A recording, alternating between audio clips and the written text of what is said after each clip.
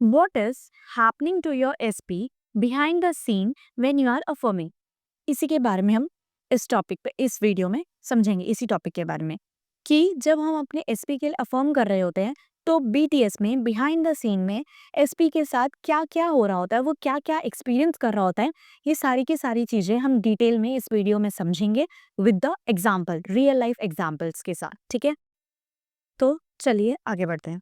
तुम्हें लगता है कि कुछ नहीं हो रहा, but behind the scene everything is rearranging. Trust me, तुम्हें ऐसा लगता होगा मैं सब कुछ अफर्म कर रहा हूँ लेकिन मुझे 3D में कुछ नहीं दिख रहा, या मैं कर रही हूँ मुझे 3D में कुछ नहीं दिख रहा। But trust me, each and everything is rearranging in your favour अगर तुम सही तरीके से अफर्म कर रहे हो और मेंटल डाइट प्रॉपर रख रहे हो। ठीक है, जब तुम अफर्म करते हो that he is obsessed with me, तो उसके माइंड में क्या चल रहा होता है? क्यूरियोसिटी होती है ना यार ये जानने का। जब हम अफर्म कर रहे होते हैं तो ऐसा क्या होता है जो कोचेस ये बोलते हैं कि अफर्म करो तो वो तुम्हारे पास आ जाएगा, वो चेंज हो जाएगा। तो ऐसा होता क्या है जब हम अफर्म कर रहे होते हैं, बिहाइंड द सीन हमारा एसपी क्या एक्सपीरियंस कर रहा होता है, इसके बारे में तुम्हें एक क्यूरियोसिटी आती होगी। देखो, no logic no debate, just assumption framework. ठीक है, लॉ ऑफ अजम्पशन ये बोलता है कि जो भी तुम अजम्पशन बिठाओगे वही तुम्हारी रियलिटी में रिफ्लेक्ट होगी। Each and every person is you pushed out, जिसके बारे में जो अजम्पशन बिठाओगे वही तुम्हारी रियलिटी वो रिफ्रेम करेगी। सिंपल। आई होप तुम्हें यहाँ तक समझ आ गया होगा। अब आगे बढ़ने से पहले आई वुड लाइक टू से कि अगर अभी तक आपने मेरे चैनल को सब्सक्राइब नहीं किया है तो प्लीज कर लीजिए, सो दैट आने वाला लेटेस्ट अपडेट आपसे मिस ना हो। ठीक है, चलिए अब आगे बढ़ते हैं।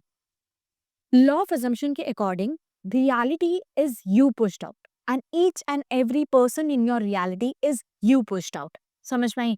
तुम्हारी रियलिटी में हर एक बंदा, हर एक चीज तुम्हारी ही अजम्पशन का रिफ्लेक्शन है। ठीक है, वो चाहे तुम्हारा एसपी हो, तुम्हारे पेरेंट्स हो, बॉस हो, कलीग हो, फ्रेंड हो, बेस्ट फ्रेंड हो, क्रश हो, what ever it is, each and every person is you pushed out. जिसके बारे में जो अजम्पशन बिठाओगे वो वही अजम्पशन रिफ्लेक्ट करेगा। जो तुम अज्यूम करते हो वही दूसरे लोग भी एम्बॉडी करते हैं और रिफ्लेक्ट करते हैं। एसपी का माइंड भी तुम्हारी अजम्पशन का ही रिफ्लेक्शन होता है। समझ में आ रही है? कभी सोच के देखना, एक बार पीछे जाओ अपने माइंड माइंड में, तुमने आज तक जितने भी थॉट सोचे हैं कहीं ना कहीं वो मैनिफेस्ट हुए होंगे। वो चीजें इसलिए मैनिफेस्ट हुई है क्योंकि वो तुमने सोचे थे। ठीक है, तुमने एक टाइम पे वो अजम्पशन बिठाया था, तो इसलिए वो भी तुम्हारे उसमें हुआ होगा। सो जब तुम अफर्म करते हो that he misses me, he can't stop thinking about me, he is choosing me, तो बिहाइंड द सीन में भी वो तुम्हारा SP each and every affirmation जो तुम अभी बोल रहे हो that he misses me, he can't stop thinking about me, he is choosing me, कि ये सारे के सारे अफर्मेशन उसी टाइम तुम्हारा एसपी भी कैच कर रहा होता है in the form of energy. ठीक है, तुम यहाँ ट्रस्ट मी, अगर तुम यहाँ पे 7 बजे ये अफर्म कर रहे हो that he misses me, he can't stop thinking about me and he is choosing me, इसको बार बार अगर रिपीट कर रहे हो तो वही सेम टाइमिंग में वो भी वो अफर्मेशन वहां पे कैच कर रहा होगा और उसको ऐसा लग रहा होगा कि वो उसका थॉट है, बट नहीं, वो तुम्हारा थॉट है जो तुमने एनर्जी के फॉर्म में उसको भेजा है। लेकिन उसकी तरफ ऐसा रिसीव होगा, जैसे तुम यहाँ अफर्म कर रहे हो that he misses me, but वो ऐसा रिसीव करेगा दैट यार मैं मिस कर रहा हूँ अपने एसपी को। समझ में आ रहे हो? फॉर एग्जाम्पल मान लो तुम्हारा नाम अनन्या है एंड तुम्हारे एसपी का नाम व्हाट वी से अमन मान लो। ओके, तुम्हारे एसपी का नाम अमन है। तो अनन्या अगर ये अफर्म करे दैट ही मिसेस मी, तो अमन इसको कैसे कैच करेगा? इस अमन अमन इस स्टेटमेंट को इस तरह से कैच करेगा कि आई मिस अनन्या। ठीक है, अनन्या अफर्म तो यहाँ ये कर रही होगी दैट अमन मिसेस मी, लेकिन अमन उस अफर्मेशन को कैसे कैच कर रहा होगा? In the form of first first की फॉर्म में दैट मैं अनन्या को मिस कर रहा हूँ।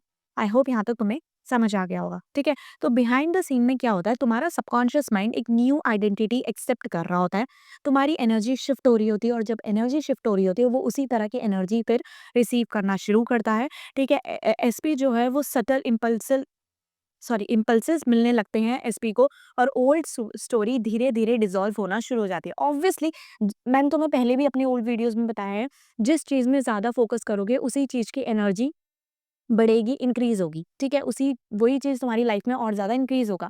तो अपने नेगेटिव अजम्पशन पे फोकस ना करके न्यू स्टोरी में अगर तुम फोकस करते रहोगे तो एक टाइम ऐसा आएगा कि न्यू स्टोरी तुम्हारा डोमिनेंट स्टोरी बन जाएगा, और जो नेगेटिव स्टोरी है वो पूरी तरह से तुम्हारे सबकॉन्शियस माइंड से फेड आउट होना शुरू हो जाएगी और तुम्हारी 3D में भी दिखना बंद हो जाएगी। ठीक है, आई होप यहाँ तक एकदम क्लियर होगा। ठीक है, अब कुछ एग्जांपल्स के साथ समझते हैं, रियल लाइफ एग्जांपल्स के साथ। देखो, ब्रेकअप केस में लेते हैं। ब्रेकअप केस में क्या होता है, ओल्ड अजम्पशन तुम्हारा ये होता है that he doesn't care about मी, वो मेरे बारे में फिक्र ही नहीं करता।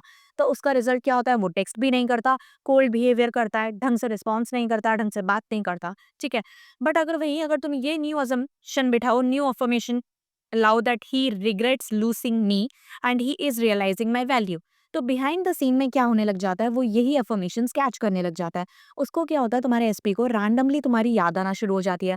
वो तुम्हारे ओल्ड फोटोज, तुम्हारे साथ बिताए हुए टाइम्स, बातें, डायलॉग्स, फोटोज स्टॉक करना शुरू कर देता है, तुम्हारा सोशल मीडिया स्टॉक करना शुरू कर देता है, कंपैरिजन करने शुरू कर देता है। इफ फॉर एग्जाम्पल अगर तुमसे ब्रेकअप करके किसी और के साथ रिलेशनशिप में है, तो वो ये कंपेयर करने लग जाता है, यार मेरी पुरानी वाली एसपी ज़्यादा बेटर थी, यार मेरी पुरानी वाली एसपी अभी के एसपी से बेटर है। अच्छा मेरा ध्यान रखती थी, ऐसे-वैसे काफ़ी चीज़ें उसे याद आना शुरू करेगी जिसमें तुम्हारी वैल्यू इंक्रीज़ हो रही होगी, ठीक है? और उसको रियलाइज़ हो रहा होगा कि उसने कितनी बड़ी गलती करी है और उसका ईगो भी धीरे-धीरे खत्म होते जाएगा, सॉफ्टन होता जाएगा और तुमसे बात करने की वो कोशिश करेगा। फिर क्या होता है, ऐसे होने की वजह से जब जैसे तुम अपने अफ़र्मेशन पे परसिस्ट करते हो, अफ़र्म करते रहते हो, तो वो ये सारी की सारी चीज़ें उसी टाइम ये सब कुछ कैच कर रहा होता है। लेकिन हमें टाइम देना होता है उसको, हमारे एसपी को, कि उस चीज़ को वो समझे। क्यों? क्योंकि देखो, कितने टाइम से तुम एक नेगेटिव असम्पशन में परसिस्ट कर रहे थे, तो वो वही असम्पशन शो कर रहा था। अब सडनली जब तुम एक नए असम्पशन पे परसिस्ट करोगे, तो उसको भी तो समझ आना चाहिए ना, यार इतने टाइम से तो मैं ऐसे सोच रहा था कि मतलब मैं उससे प्यार नहीं करता वगैरह-वगैरह, अब मुझे ऐसा क्यों फ़ील हो रहा है कि नहीं यार मैं उसी से प्यार करता हूँ, मैं उसके बिना नहीं रह सकता। तो उसको भी तो समझने के लिए, एक्सेप्ट करने के लिए टाइम दो, ठीक है? तो पीछे मत भगो कि यार दीदी ने बोला था कि यार अफ़र्मेशंस जब हम करते हैं उसी वक़्त उसके पास अफ़र्मेशंस पहुँचते हैं, तो वो क्यों नहीं इतनी जल्दी रिस्पॉन्ड करा? लेट हिम और हर गिव सम स्पेस, ठीक है? लेट हिम टेक हिज और हर स्पेस, उन्हें उनका स्पेस लेने दो, उन्हें एनालाइज करने दो, चीज़ों को सेटल करने दो, समझने दो कि हो क्या रहा है एंड टाइम दो। सो उसके बाद वो पक्का एक्शन लेंगे और बिल्कुल तुम्हारे फेवर में ही लेंगे। तो तुम्हें पीछे नहीं भगना कि अगर मैं अभी अफर्म कर रहा हूँ, हाँ, अभी अगर तुम अफर्म कर रहे हो, इसी वक़्त वो भी अफर्मेशंस कैच कर रहा होगा या कर रही होगी in the form of energy, but तुम्हें बार-बार जाके स्टॉप नहीं करना, पीछे नहीं भगना या उससे नहीं पूछना, मैंने तो तेरे लिए अफ़र्म करा था, क्या तुझे वो अफ़र्मेशंस फ़ील हुई, सुनाई, मतलब लाइक अ, तूने सोचा उनके बारे में? तो ऐसे नहीं पूछना है, बेवकूफ़ी होगी, ठीक है? उसको क्या पता ना पता हो, हमें पता है कि ये क्या चीज़ है तो हम वो कर रहे हैं, लेकिन ऐसे डायरेक्टली उससे जाके नहीं पूछना, ये चीज़ें और बिगाड़ देगी। तो इट्स बेटर अपने काम करते रहो, कहते हैं ना काम करते रहो, फल का वो मत देखो, अ, ठीक है? फल मत एक्सपेक्ट करो। तो सेम वैसे ही अपना काम करते रहो, रिज़ल्ट्स को छोड़ दो, रिज़ल्ट्स अपने आप आएँगे, प्लीज़ ट्रस्ट मी, ठीक है? हाँ, तो जब ये ऐसी चीज़ें उसको तुम्हारी याद आनी शुरू हो जाती है, ओल्ड फ़ोटोज़ देखना शुरू कर देता है, कंपैरिज़न करना शुरू कर देता है इन अ पॉज़िटिव वे, ठीक है? और ईगो उसका सॉफ्टन होना शुरू हो जाता है और फिर क्या होता है, सडनली एक टेक्स्ट आता है, hey how have you been? ठीक है? और तुम्हें लगता है कि ये जस्ट कोइंसिडेंस है, बट ट्रस्ट मी, ये कोइंसिडेंस नहीं होता। तुम्हारे अफ़र्मेशंस करने की वजह से तुम्हारी असम्पशन शिफ्ट हुई होती है, तुम्हारी आइडेंटिटी शिफ्ट हुई होती है। आइडेंटिटी शिफ्ट होने की वजह से एनर्जी शिफ्ट हुई है और एनर्जी जो उसने अब रिसीव करी है, वो पॉजिटिव वे में थी, वही थी, डिज़ायर्ड एनर्जी थी, तो उसका रिस्पॉन्स भी आया। आई होप तुम्हें यहाँ तक समझ आ गया होगा। अब एक सेकंड एग्जांपल की तरफ चलते हैं। 3P सिचुएशन ले लो। फॉर एग्जांपल तुम्हारी लाइफ में 3P भी है, ठीक है? And you are manifesting your SP, ठीक है? अफर्मेशन ये है that she is out of the picture और ही चूज़ेज़ मी ओनली, ठीक है? तुम्हारी अफर्मेशन ये है कि कोई भी 3P मीन्स थर्ड पार्टी मेरी स्टोरी में, मेरी लाइफ में एग्ज़िस्ट ही नहीं करती एंड ही ओनली चूज़ेज़ मी, वो सिर्फ़ मुझे ही चूज़ करता है। तुम्हारी स्टोरी ऐसे है, ठीक है? और ऐसे जब तुम ये चीज़ अफ़र्म करना शुरू करते हो, तो बिहाइंड द सीन में तुम्हारे एसपी के साथ क्या होने लग जाता है? एसपी तुम्हें नोटिस करना शुरू कर देता है, ठीक है? स्मॉल आर्गुमेंट्स इंक्रीज़, तुम्हारे सबसे पहले तो तुम्हारी यादें आना शुरू होती है, तुम्हारे थॉट्स आना शुरू होते हैं। सेकंड क्या होता है, SP noticing incompatibility, incompatibility notice करना वो शुरू कर देता है तुम्हारे और 3P के बीच में, ठीक है? स्मॉल आर्ग्यूमेंट्स बढ़ना शुरू हो जाते हैं। 3P और एसपी के बीच में छोटी-छोटी लड़ाइयाँ होना शुरू होती है और वो छोटी-छोटी लड़ाइयाँ इतनी बड़ी हो जाती है कि अब वो इस स्टेज में पहुँच जाती है कि मैं इसके साथ नहीं रह सकता या नहीं रह सकती वाले स्टेज में। फिर क्या होता है, इमोशनल डिस्टेंस ग्रो होता है। ये दोनों के दोनों आपस में इमोशनली दूर होते जाते हैं। जो पहले इमोशनली अटैच्ड होते हैं, धीरे-धीरे इमोशनली दूर होते जाते हैं, ठीक है? इमोशनली किसी पे डिपेंड नहीं होते और फिर एक आता है रियलाइज़ेशन फेज़, जहाँ पे ये परमानेंटली सेपरेट हो जाते हैं। अगर मैरिड है तो डिवोर्स हो जाता है, अगर रिलेशनशिप में है तो ब्रेकअप हो जाता है। समझ में आ रही है? Then boom, your SP is with you. तो ये सेपरेशन हो जाता है। तो इस तरीके से चीज़ें मूव करती है जब हम अफ़र्म करते हैं। आई होप तुम्हें यहाँ तक समझ आया होगा। और 3P के पीछे तो भगो ही मत, जस्ट अपने एसपी पे फोकस करो। एसपी के लिए अफ़र्म करो, 3P के लिए अफ़र्म ही मत करो, ठीक है? क्योंकि जिस मैंने as I already told you, जिस चीज़ में ज़्यादा फोकस दोगे, वो चीज़ बढ़ेगी। तो अगर तुम चाहते हो कि 3P तुम्हारी लाइफ से चले जाए, तो stop giving your energy to your 3P। It's not your 3P, to 3P, ठीक है? तो just focus on your SP, SP के लिए अफ़र्म करो, मेंटल डाइट अच्छे से रखो, 3D चेक मत करो, ट्रस्ट मी। जब तुम अफ़र्म कर रहे हो, तब तुम्हारी अफ़र्मेशंस वर्क कर रही है, तब वो उस अफ़र्मेशंस को कैच कर रहा है। उस एनर्जी में रहो, उस स्टेट में रहो, उस मेंटल डाइट को एकदम अच्छी तरीके से फॉलो करो, ठीक है? अब चलते हैं एग्ज़ाम्पल 3 के पास, ठीक है? इसमें मान लो नो कॉन्टैक्ट ज़ोन है तुम्हारा, ठीक है? तुम अभी अपने एसपी से बात नहीं कर रहे, तो उसमें क्या होता है, अगर तुम ये अफ़र्म कर रहे हो, he can't resist talking to me. वो मेरे से बात करे बिना नहीं रह सकता, वो मेरे से बात करे बिना कभी रह ही नहीं सकता। अगर तुम ये अफ़र्म कर रहे हो, तो बिहाइंड द सीन बेसिकली क्या हो रहा होता है, रैंडम अर्ज होता है कि तुम्हारे एसपी को एक रैंडम अर्ज आती है कि वो तुम्हारा प्रोफाइल चेक करे, तुम्हारी डीपी स्टॉक करे, इंस्टाग्राम अकाउंट को स्टॉक करे, तुमसे बात करे, मैसेज करने की सोचता है, ठीक है? जब तुम यहाँ अफ़र्म करते हो या उस स्टेट में रहते हो, तो उसको तुम्हारे सपने आने शुरू हो जाते हैं। वो सेम एग्ज़ैक्ट वही अफ़र्मेशंस कैच कर रहा होता है एज़ अ उसके खुद के थॉट के रूप में, ठीक है? वो कुछ कहते हैं ना, समथिंग मिसिंग फ़ील करना, सब कुछ होते हुए भी कुछ ना होने का फ़ील उसको होता है।